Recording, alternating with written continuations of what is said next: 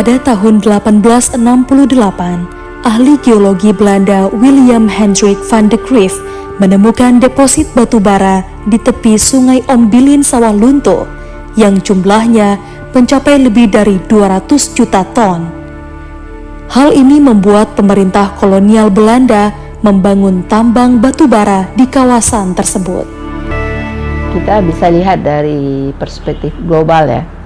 Nah, dari perspektif global itu kita bisa melihat bagaimana negara-negara Eropa Barat itu mencari sumber energi. Salah satu sumber energi pada waktu itu adalah batu bara. Nah, batu bara karena ada modernisasi dalam teknologi bisa dibuat seperti uap. Jadi uap itu akan menggerakkan seluruh ekonomi, terutama untuk transportasi dan juga industri-industri. Nah, negara-negara kolonial Barat itu membutuhkan batu bara dalam jumlah yang besar. Di Sawah Lunto sebenarnya deposit batu bara itu luar biasa besar, dan karena itu dikirimlah seorang insinyur muda William de Cruyff itu untuk menelusuri, melakukan eksplorasi di sepanjang sungai Ombilin itu. Sebagai upaya untuk mendukung pekerjaan pertambangan di Sawah Lunto, pemerintah Hindia Belanda mengambil para narapidana yang ada di Nusantara sebagai pekerja. Para narapidana yang disebut dengan orang rantai ini dibawa menggunakan kapal laut dari pelabuhan Tanjung Perak, kemudian diturunkan di pelabuhan Emma Haven atau yang sekarang bernama Pelabuhan Teluk Bayur. Mereka kemudian diangkut dengan kereta api ke pusat pertambangan di Sawah Lunto. Di sini, para narapidana tidak lagi menggunakan nama asli mereka, namun diganti dengan tanda cap berupa angka.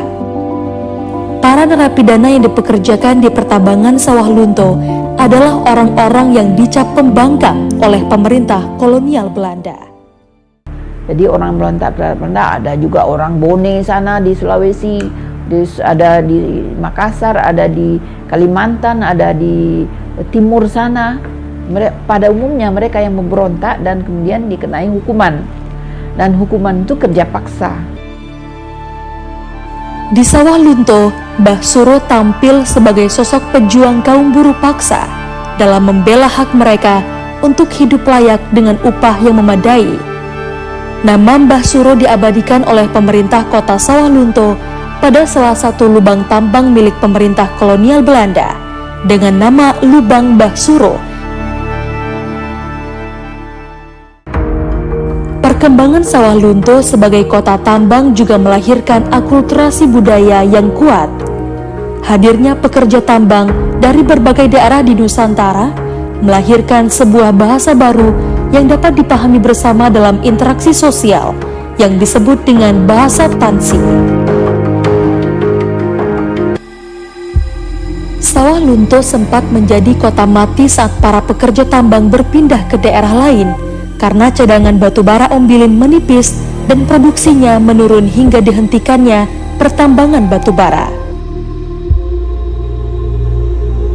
Sawah Lunto kembali bangkit di bawah pemerintahan Wali Kota Amran Nur yang menjabat pada periode 2003 hingga 2013. Beliau berhasil menghidupkan kembali Sawah Lunto menjadi kota wisata tambang yang berbudaya.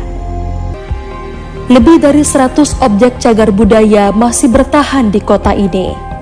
Museum Kereta Api, Lokomotif Uap, Museum Gudang Ransum, Lubang Suro, Taman Silo, hingga bangunan-bangunan tua yang menjadi saksi bisu perjalanan sejarah kota ini.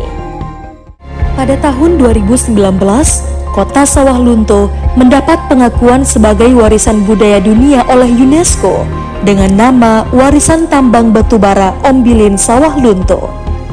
Pengakuan ini menjadi titik awal bagi kota Sawah Lunto untuk merawat dan memanfaatkan warisan ini untuk generasi masa kini dan akan datang.